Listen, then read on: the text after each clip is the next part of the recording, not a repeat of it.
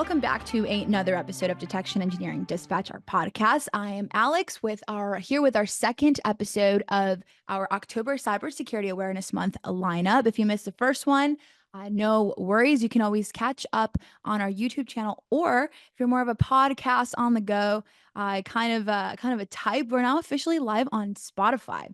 Because what's a podcast these days, I guess, if it's not on Spotify? So today we are diving in headfirst into the evolving world of cybersecurity and really how the rise of security data lakes is really reshaping the skills that are needed to really break in and succeed.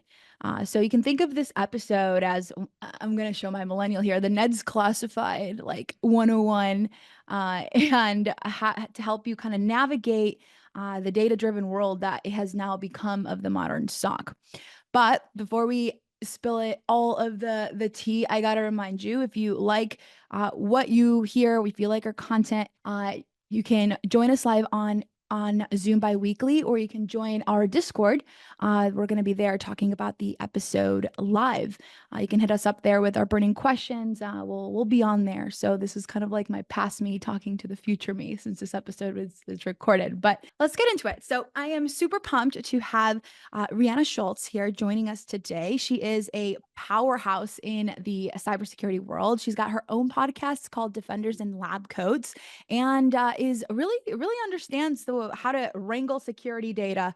And she's got a SOC of her own. She's leading at a really cool tech company. So Reanna, thank you so much for coming on the podcast. I'm glad to finally meet you with a kind of name that you share with one of the greatest pop stars of all time. I wish I wish we could cue the Rihanna song right now. No kidding. Ella, hey. So I always like to ask our guest what kind of got you into the cybersecurity industry. How did you make it in, and what keeps you so like passionate, so lively at what you do today? Oh my goodness. I feel like I can have like a whole 30-minute discussion on how I accidentally stumbled into cybersecurity. I always say a little bit about my background. I grew up in a small town where there were more cows than people. Oh my And gosh. yeah, still to this day, I don't know, cows still freak me out. They were Really? all Did you was it like where cow tipping was cool? Or Oh, that's the thing. I feel like when I went to college and everything, people are like, "Oh, did you go cow tipping?" I'm like, "You do realize how heavy a cow is? Like, that is it a lot of is. force to push one of those things over, you know?" And I was like, the movie Cars ruined, like, the theme of cow tipping. That's true. That's true. But But I mean, if it's a car, you can tip a cow with it if you're the weight of a car. right. Maybe get a forklift, anyone could go get a license for that these days. But, one thing that I kinda, like, figured out on my own was, "Oh, I probably should go to college." And Yeah. I wanted to actually pursue criminal justice, and Oh. I eventually found my way into physical therapy because I didn't like criminal justice, and, I was super into bodybuilding at some point in my life. Ooh. That was a bodybuilding era. It lasted a good 2.5 years. But, I wanted to get my major into physical therapy because of the bodybuilding aspect. I really enjoyed it. And then I didn't enjoy it either. And so around that time, a lot of universities, they have core and elective classes being, Sure. things that are not directly tied to your Yeah, major, like but gen things. eds. Mhm. Yep, gen eds, yep, exactly. So, I ended up taking a Python programming class as one of my elective courses for technology. Never programmed in my life, never really knew anything about programming. Wow. Probably the extent of it was that it made the video games that I played on. And when I took my Python programming class, it's something I absolutely fell in love with. And when I did some self-reflection, I realized it's because it allowed me to have a different type of creative thinking into problem solving rather than Truly. like the criminal. Yeah, like with criminal justice or in physical therapy, right? The answers are either this or that. And like of programming, there's so many different solutions to a single problem. And Mhm. that's what allowed me to almost be an out of the box thinker, right? It allowed me to express my ways through programming. And of course, that eventually led me down to cybersecurity today. And Wow. one of the things you kind of asked this, right? What keeps me passionate and stuff like that. Honestly, it's my community, right? And one thing I always promote is we are in such a collaborative industry, right? People That's want right. to help each other. People want to get out there. And one of the things that keeps my drive and my passion is essentially like you just see people get inspired around you and you're like, holy cow, Mhm. that's why I'm doing what I'm doing, right? Or even like you have your podcast, you might be able to understand this. And it's like people listen and they might be able to take something back with them. And Mhm. that's why what we do, to promote education, to continuously build those other skills as well. So that was I my TED Talk. I love that so that's truly where the magic happens. I vibe with that so hard is seeing so many people like in specifically in this industry Oh, because I yeah. have some girlfriends outside of it and they see the kind of work we do and they're like, Yeah, I'm not in love with my job like you are. I'm like, no, it's truly such a unique it community is. that it is here. It really is. It And is. I'm really grateful to be a part of it. So thank you for Yes. sharing that. And also side note, I'm it's so much pressure like to pick what you want to do so early in your career Yes. and Yes. when you haven't even tried it on your own. So I'm glad that you were able to try different things and know for a fact that you didn't like those things. Oh, yeah, and, like, especially at 16, and, like, you're in high school and your teachers and your parents and everyone around you, they're like, "Oh, you need to figure out what you wanna do with your life." That is a big question to ask someone who hasn't Literally. even moved out, has probably not even like, majority of society has paid a single bill, right, or understand what leaving their hometown is like and going to experience it. Like, you have all these ideas and movies and everything make it sound great, but that's a very big question. And so, like, with me, my a lot of my lessons learned was what is my passion? Mhm. Why do I enjoy what I enjoy? Because if I'm going to be spending my own money and my time on a 4-year degree plan, then like it's gonna be something I'm gonna be passionate about, Of right? So trying to course. find like exactly what makes you excited goes absolutely a long way. And schools should be doing a better job at giving you a little bit of a preview at what different things are. Because I had no idea like that, I don't know, cybersecurity existed when I was Yeah, in school. It wasn't yeah, really a major you went into actually. And now that I think yeah, about it, yeah, because I went into computer science and then it was like a systems engineering route. And then there was some programming, but there wasn't like a cybersecurity track at all. yep, And now I yeah. think that's probably a little different. It absolutely is, and especially I also think, like, with social media and YouTube and just, like, the promotion, like, what this community's done into, like, reaching out to schools and everything, it's definitely a different different career path than what you and I probably had experience trying to find our way into it. Yeah.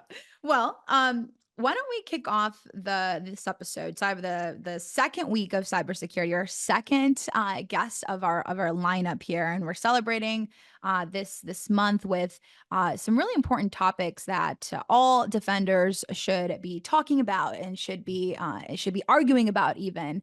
So let's talk about the rise of security data lakes, right? Because this was like as we were talking about when we were in school, it wasn't really a thing, but now it Right. is. Now it is, and it's really reshaping the skills that are needed to succeed at the SOC. And so, if what do you think? Like, what are those kind of skills that are now needed that maybe weren't so much needed before? Like, do you really need to be an SQL expert? Do you really need to be like all up in the firewall config? Like, what is the modern day skills that are needed? Yeah, and it also depends, like, on the business, right?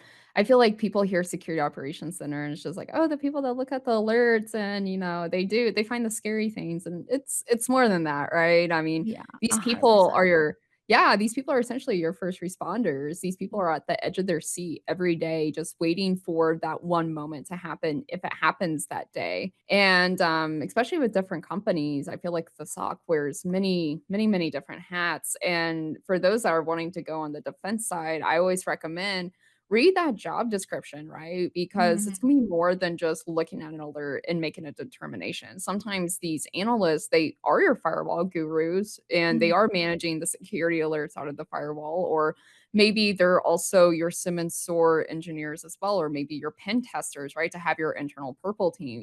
The different companies are gonna have hats. But if you're a college student and you're like, I have no idea where to start, I have no idea, what direction I should go. I know I want to go in the defense side, but like yeah, again, like how do I cater my classes? How do I cater like what extra boot camps I might right. have? And, Yeah.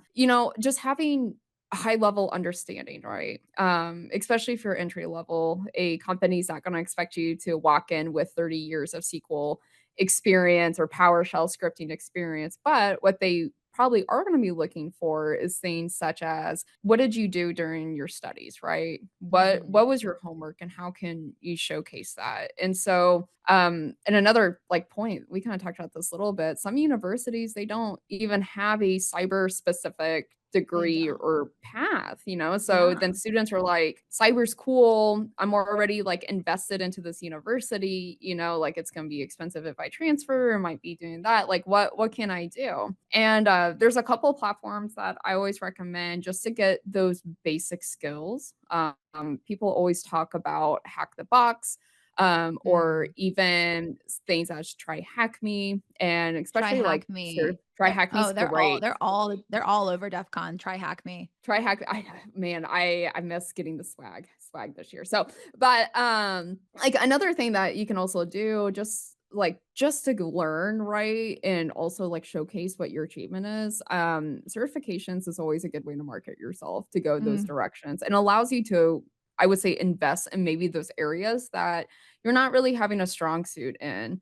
And again, right, we're not expecting everyone to know everyone and Mhm. be a master of everything, right? I always say a jack of all trades is a master of none, but it's always better than a master of one, right? That's kind of like what the sock is. You have Oh, your agree. You have yeah, to wear right. You many have your you eyes have to on wear many hats. you have to. Yes, especially like you're getting security alerts and you're doing investigations on more than just one appliance, right? You're doing it on Mhm. the entire network or infrastructure of a business. So having also that knowledge of just lay of the land, you know, and then you Mhm. can also gear towards it as well. I really appreciate that too, because in college, No, you're not gonna find, like, Splunk courses. Like, no, you're you're not gonna not. find, like, this is how, forensics is Yep. measured in the EDR. Like, maybe some do, maybe it is changing a little bit, but there is a divide between the academia world and, like, the actual corporate world, and that's what Yeah. I always try to tell my professors. I'm like, because I would go off into internships. I'm like, "This is not like, I get it, like, you're teaching theory, but there has to be more of a bridge." Yeah, hands-on, absolutely hands-on, and a lot of and I kind of was deviating towards this a little bit, a lot of the certifications now, they're leading towards more of the hands-on workshop sides of things rather than just, like, the theory and study. You have your Security Plus, which, you know, is something I always recommend people, especially if you have a university email address, you Mhm. get a huge discount with Security Exactly, Plus. that's such a good Right. point. That's such a good Yeah. point. And then, like, a good emerging certification I've been seeing trend is the Blue Team Level 1 certification. It's a lot of Yeah. hands-on, it deep dives Mhm. into those, like, defense topics a little bit deeper than maybe Security Plus will, but again, right, it's providing some hands-on tools for people to be engaged with and just it's all about self-investment, right? You Mm. know, understanding where your knowledge weakness is and maybe areas that you can grow in, and also, the most important thing is what is exciting to you because those are gonna be your passions, right? Those are gonna be the things where you probably wanna be a technical expert in and be able to teach back to your team or maybe a mentee one day.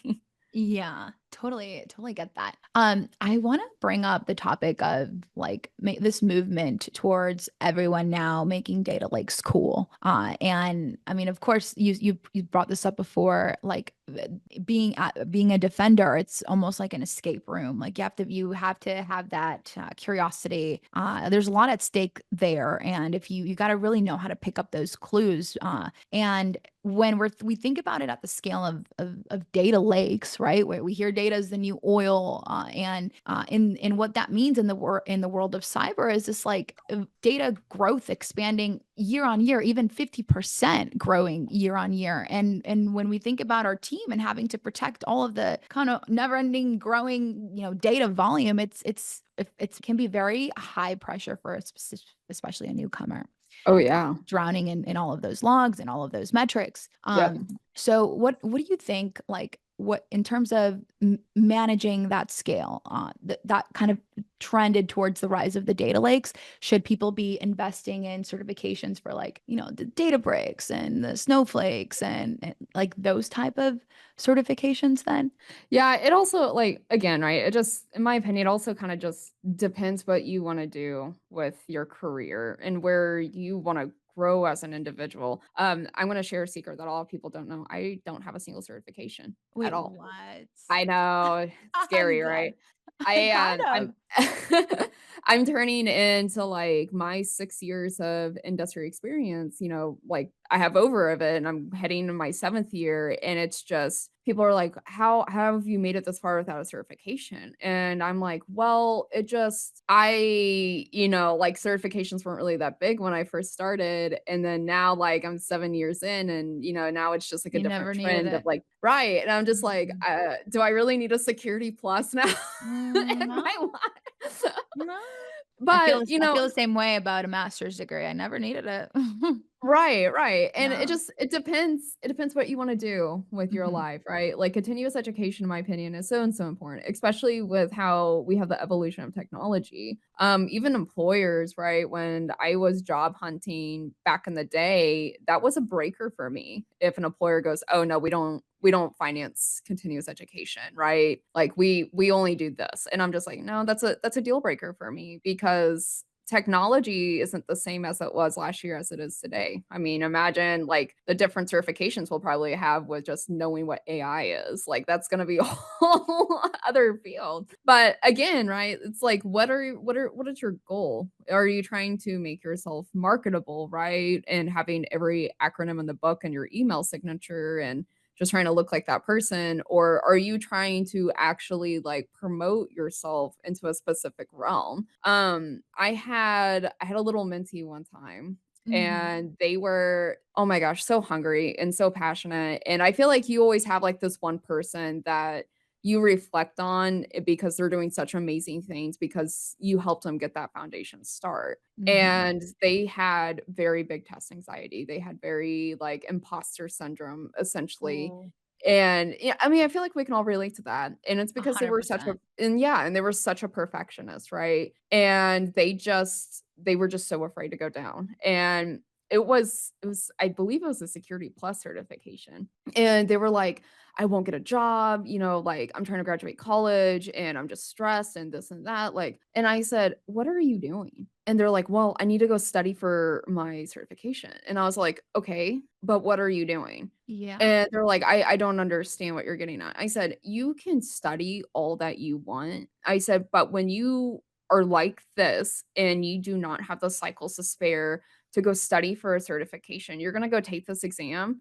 You're probably gonna fail. And I was like, this is me giving you tough love. And I was like, you're probably gonna fail because you don't have the cycles to like even just sit and think about a question because you're so concerned about, your Java class, or you're so concerned about going to work right after this and this and that. And I was like, Yeah. you have to set time out for this because again, Yeah. you're trying to invest in yourself to make yourself look more marketable, right? That's why you're getting that security plus and whatnot. Now, kind of like swift like shifting a little bit, people that are already in the field, right? And they're like, well, do certifications matter to me? Do I need to go get, a GAC exam? Do I need to go do this and this? Or does an employer need to start requiring these things? And the thing is, again, right? If like you're a hiring manager looking back and say, what is the roles and responsibilities of my team? What are the potential knowledge gaps of my Mhm. team? Do they even understand, like, for example, cloud security, right? Just pulling that out of the hat because Mhm. what's cloud security, right? But it's like, does my team know how to do incident response with cloud security? Do they understand what a container is? Do they understand what the word instance is, or even the word such as like, I don't know, cloud, right? Yeah. If that's still like a concern, then you as a leader can go in and start finding ways to invest in your team, right? Maybe they need to go get a Azure or AWS type of class, which by the way are free materials online. Mhm. Or, if you're an individual contributor and you're just like, hey, what exams and what skills should I bring from here? Look at yourself and just again ask yourself, what am I passionate about? Am I getting an exam to just like have the sake of having an exam? If sure, go for it, right? Or am I thinking about potential career movements? Am I thinking about trying to apply for a different role within the company? Am I wanting to leave the company, right? So what direction in your career do you want to be? aiming to be maybe a security architect? Should I have more of a like Sec 5 kind of class on my resume? These are questions that you should take in consideration. Otherwise, we're going to be spending thousands and thousands of dollars to learn about things that people might not understand from a hiring perspective, or, at end of the day, exams can get you the interview. They can get you, Sure at the thing. foot in the door, Yeah. but they're not going to get you the job, right? Of So, course. yeah. So And it's more of a self-investment in my opinion. that is so true. And I'm all for employers Yeah. continuing to invest in their team. And I've heard in different ways, like, why would I, waste all of these certifications, all of this money when I'm just training them to leave us. Yeah.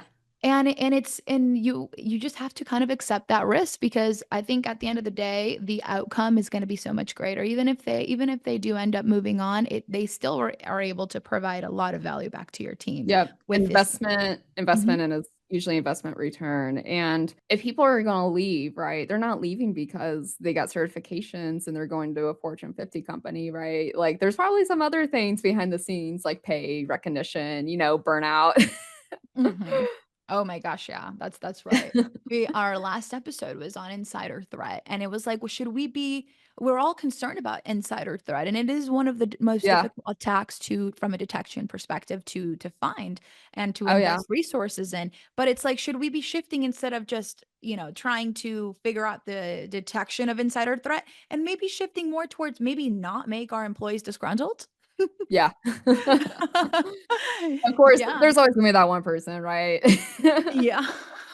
Well, most of them were, so we looked at the intentions behind Yeah. why they do what they do, and most of them were because they were overworked, because they were burning Yep. out, which is a topic I want to talk about, like how there's so much burnout at the SOC, right? Oh my gosh, yeah.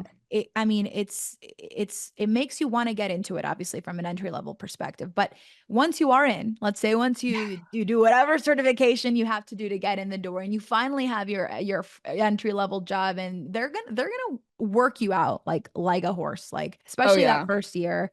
I remember my first year was so brutal. It was so brutal. I gained so much weight. I remember oh my gosh, I was working hours, like hour longs, or no, like 9-10 hour shifts, and it was all because because of the imposter syndrome at night. You Yeah. have to put in some hours to just learn what you have to do with the job. Oh, yeah. Yeah, because they're not in a certification, so a lot of what you do learn on the job. Yeah. But obviously that inevitably leads to SOC burnout. Yeah. Have What have you done, Rihanna, like at your SOC, to help alleviate some of this team workload and burnout? Yeah, and there's so many.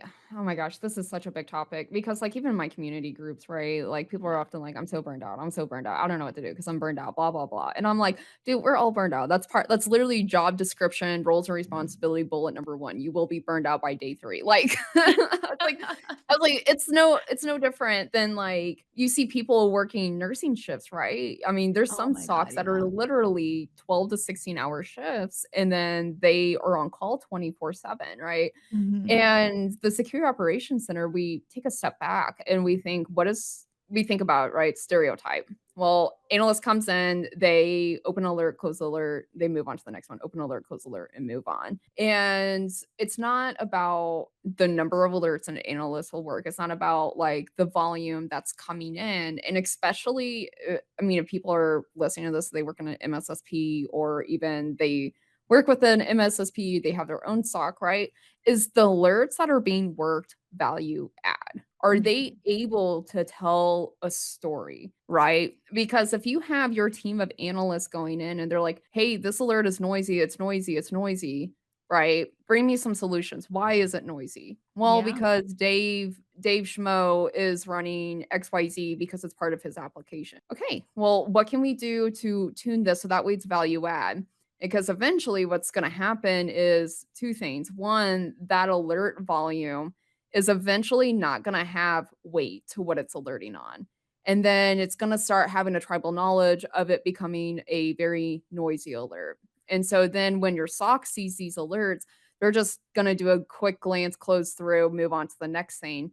But eventually, that alert, because it doesn't have the weight that it should, it is bringing a risk of potentially missing something that is a security threat or a security risk within the business. But your SOC is so focused on other things that they can't make that educated decision because they're so caught up with the alert volume and whatnot. And one of the things that I have been noticing, especially with like vendors, they're like, oh, we're using machine learning or AI to reduce the volume of noise. I'm like, you're just adding technology to create more problems, like because of the existing problem not being resolved, right? It's not going to fix the problem, right? Mhm. Asking the questions, what exactly are we alerting on, right? What are the true gaps within my business? A lot of people don't step back and think like, what am I not seeing, right? That's the stuff that Yeah. keeps me up at night is Yeah. I can only protect what I know and I see. Right. But with like going back to burnout, I always give the advice to people, start with why. Why do you feel burned out? Is it because you don't have a career path, it feels like? Are you burned out because you're not getting paid what you feel like you're worth? Are you getting burned Mhm. out because you don't feel like there's value in what you're doing, right? Are you not getting So recognition, true. right? Ask these questions, right? Yeah. Because then when you have these conversations, and they are very difficult conversations to have with your supervisor. Not But everyone again, will get that vulnerable. right, absolutely, and it's so hard because Yeah. it's like, I don't know how they're gonna react. Are they gonna, like, care? Or do they not care, right? And the thing is, especially if you like the people you work with, if you like your company culture, if you like, because again, right, you're gonna be here from 8 to maybe 16 hours a day depending what you Mhm. do. You should enjoy the other things as well. Oh, And so having those 100%. very transparent conversations with your supervisor, they're uncomfortable, but your supervisor isn't going to know unless you tell them. Because if you walk in for your one-on-one and they're like, "How is everything? Are you doing well?" And you're like, "Yeah, it's great." But in the back of your mind, you're like, "I really hate it here." And, like I might have just went to my car to go scream at myself for a bit just to Oh come my back gosh. in, like they're not going to know this, right? And Yeah. if you have a supervisor that's not gonna support you in your career, then I feel like there's other conversations to have. But Mhm. for majority, right, that's why you have that leader in your life, and it's because they're supposed to be a mentor for your career and everything. And so once you kinda talk to them, the second thing I always ask is, "What are your passions?" Right? If you enjoy working at a security operations center, there are some days it's absolutely fun. It's fun to be an adrenaline junkie every single day of your life. 100%. It's It's like so a forever especially, escape like room. right, absolutely, it's, like, constant puzzle thinking and, like, Yeah. it's literally sometimes it feels like a video game, right? Going through a labyrinth of puzzles and phases and hunting to find this one thing that's happening. Mhm. But if you think back and you're like, "What am I passionate about?" Is it, like, the hunt of trying to find the bad guys? Is it, maybe the problem solving to create an alert, right? See what else you can do with your day to day so that way you can incorporate those passions, because if you're doing what you enjoy, it helps bring, your self-confidence up and you're becoming that technical leader in that specific skill. But also you're coming to work doing something you love other than open and close tickets all day that Mm. probably should be tuned and maybe you're not getting support with the tune. So that is essentially my advice with the burnout.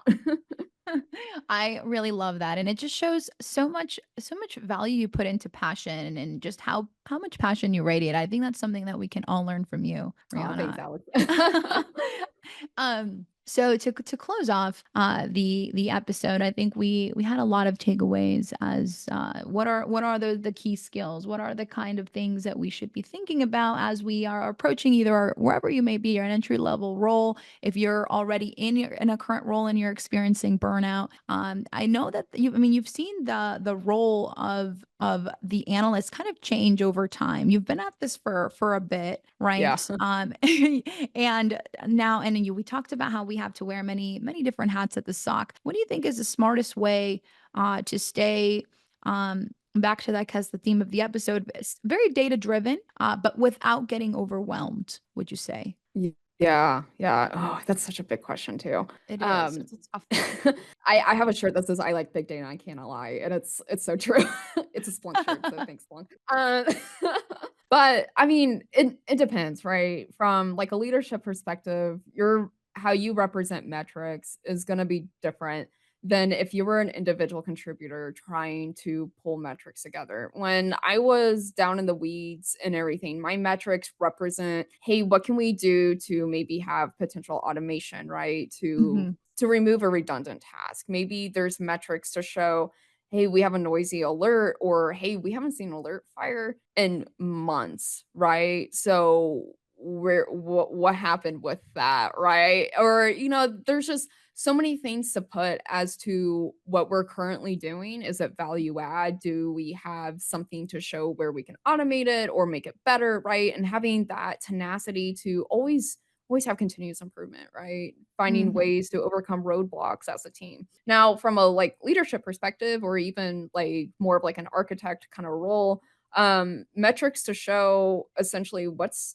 happening within your business. I did a talk recently about security education. We're talking about cyber awareness month. We can tie this in. And it talks about, hey, what can you do to improve your phishing pool, improve your security education, right? Hmm. And working with your tier one or your security operations center and having those metrics of maybe what emails were submitted to your SOC that were Hmm. potentially true positive, right? That's Why right. is your email security appliance not blocking this? Well, how many of those people might have worked in HR that reported this email compared to how many people in your IT or cybersecurity department with admin accounts, right? And so now that metric holds weight to a whole different story as to towards security education. So just kind of working with the different segments within your security department and really like asking what your leadership, what can we do with this? Because again, the SOC is just more than how many firewall alerts do we have? How many EDR alerts do we have, right? No, Yeah. those metrics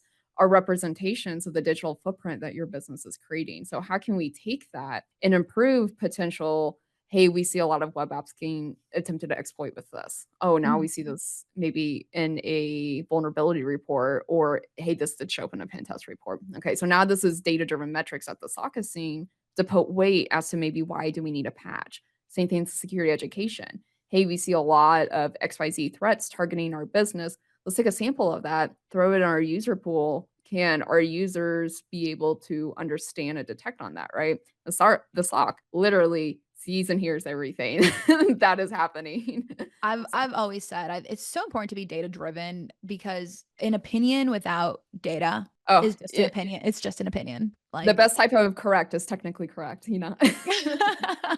yeah. I really love what you said. And honestly, at the end of the day, a lot of this comes with experience too. Yeah, And anytime you have an opportunity to get hands-on experience with anything, literally anything, open source tooling, right? Like these yep, capture the flag challenges. yep. I just thought about that as you were talking about that, Oh, yeah, yeah, like to replicate things in your own environment, like, and test the rules again, if they're gonna, if you know, if they're really configured right to configured right to fire. Like I really hope our listeners are very enlightened the way that I was just from your from what you were talking about, because it's not just about catching the bad guys, it's about understanding like the story that your yep, data is trying to tell you. So absolutely. the last two questions, Jeanette's going to be mad if I don't ask you, but I think you touched on it earlier before. And what we do is we like take all of the responses and podge them together. Yeah. It's really cute. But what is one thing that you love about the SecOps community, and what would you like to see more of in the SecOps community? Oh, man, I feel like this can also be a loaded question. It is. I would say one thing I love, again, and I kinda touched this a little bit, is the collaboration piece. Like, I feel like everyone wants to see someone be set up for success or help Yeah, someone get their foot in the door or make a connection, right? And again, you do not see that with every single career field out there. And it is, I have never in my life seen people from not just like within the United States, but global wide as to, hey, how can we help each other, right? There's Discord chats, there's conferences, there's all these different community events, right? Because again, yeah, cybersecurity might be corporate America job at the end of the day, but it's a community it driven is. industry, right? That's how we get information. That's how we find these new emerging technologies and these upcoming threats, and how can we network, right? So that is honestly one of my most favorite things about this. And like I can ask a question on LinkedIn or X regarding, hey, what is the best education platform you guys use? And I guarantee you, like hundreds of people are going to respond because they want to share their insight and their experiences to give back to the community as well. Now, one thing I would like to see more of, and I feel like a lot of people can probably relate to this, is probably a workshop on how to write job descriptions. Uh, please coin that. That should be like a viral clip. and I and know. and the thing is, like, one thing I've come across recently is, hey, I don't have hands on how to write my job description. Like, it's all handled through HR or it's all handled through a third party that we hire and stuff like that. And again, right, I just said how community driven we are. And this is something I feel like we can also outreach outside of cybersecurity is how to write job descriptions. What is the Yes. difference between, your entry level, your mid-level, your senior, your staff, your principals, architects, et Mhm. cetera, going down that road. And then that helps also drive career paths as well internally. And I True. guarantee you half of the HR department out there probably don't even know what a NIST framework is or how they can use that to actually, recruit and market their job description. So, yeah, definitely definitely something I wish I would see more of.